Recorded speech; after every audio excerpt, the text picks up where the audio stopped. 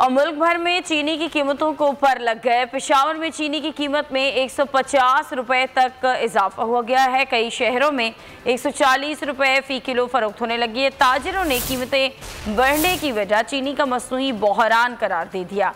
हुकूमत पर ये इल्ज़ाम लगाते हुए कहा कि पंजाब में PTI और इत्तेहादी ज़ख़ीरा अंदोज़ी में मुलव्वस निकले हैं।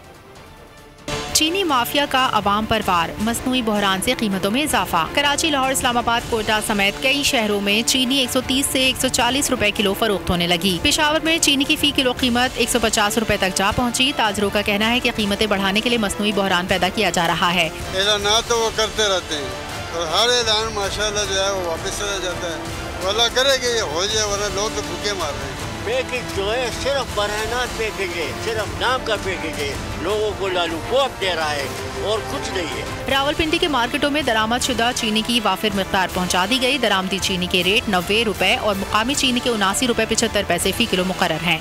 पंजाब की 39 शुगर मिल्स में मौजूद 80,000 मेट्रिक टन चीनी फरोख्त नहीं की जा रही। जराये के मुताबिक स्पीकर पंजाब असम्बली चौधरी परवेज इलाही, वफाकी वजीर खुसरो बख्तियार, हुमायूं अख्तर खान और चौधरी ज़का अशरफ की मिल्स भी ज़ख़ीरा अंदोज़ी में मुलव्वस हैं।